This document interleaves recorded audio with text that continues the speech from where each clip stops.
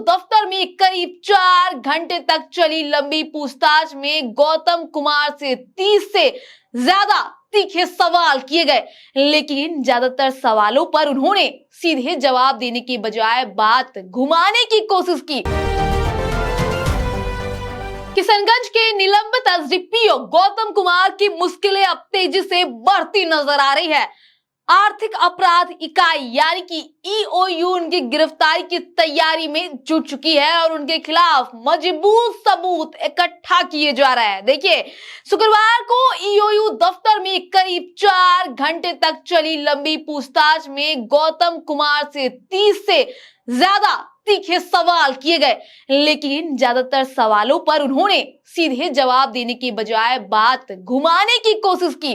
पूरी पूछताछ की वीडियो रिकॉर्डिंग भी की गई है, जिससे अब उनके हर जवाब की जांच हो सके। जांच टीम उनके ठिकानों से बरामद जमीन, फ्लैट और अन्य संपत्तियों के दस्तावेज लेकर बैठी थी। जैसे ही गौतम किसी सवाल से बचने की कोशिश करते, टीम तुरंत उनके सामने सबूत रख देती।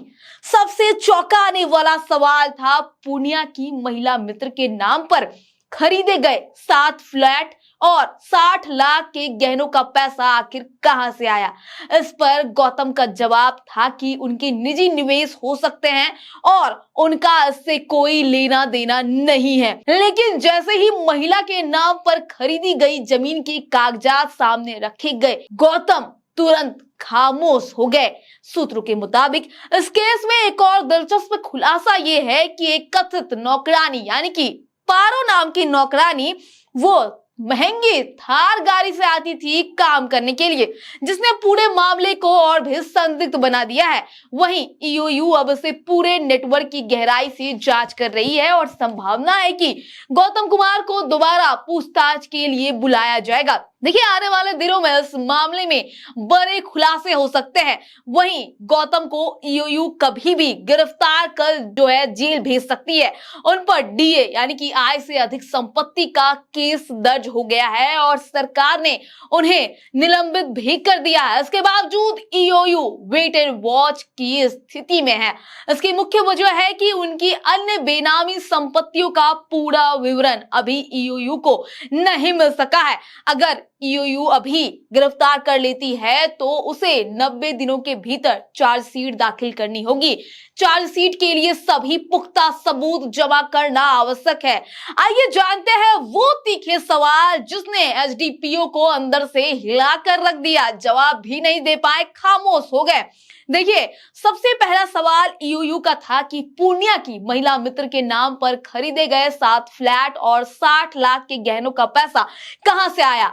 तो जवाब आता है वे उनके निजी निवेश हो सकते हैं, मेरा उनसे कोई वित्तीय लेना देना नहीं है। सवाल, सिलीगुड़ी के चाय बागान और नोएडा गुरुग्राम के फ्लैट में निवेश की जानकारी विभाग को क्यों नहीं दी।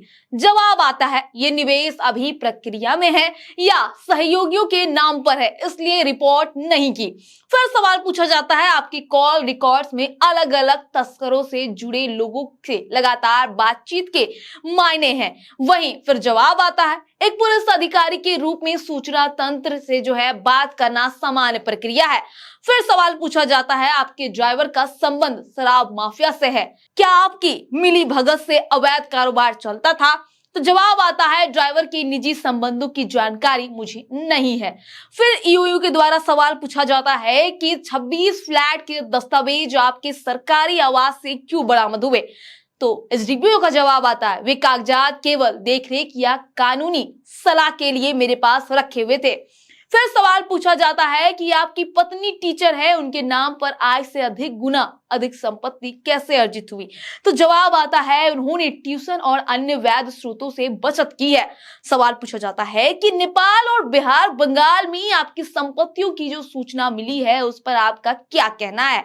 तो जवाब आता है ऐसी कोई संपत्ति मेरी जानकारी में नहीं है, आरोप गलत है। देखिए, फिर सवाल पूछा जाता है कि 1.94 करोड़ रुपए की अतिरिक्त संपत्ति का हिसाब दे। तो जवाब आता है ये गणना गलत है, इसका ब्यौरा अपने सीए के माध्यम से जमा कर दूंगा। इसके साथ ही आपने सवाल सुना किस तरीके से ईओयू एसडीपीओ से तीखे सवाल पूछती है, जहां कुछ सवालों के वो जवाब देते हैं, कुछ सवाल सुन के ही वो चुप हो जाते हैं और कुछ सवाल के जो है वो घुमा फिरा कर जवाब देते हैं। यानी कि अब ईओयू के पास जो है सबूत है और जल्द ही जो है एसडीपीओ की गिरफ्तारी हो सकती है। क्या कुछ निकलकर सामने आता है, स्वराज पोस्ट की टीम पर पहुंचाते रहेगी, बने रहिएगा।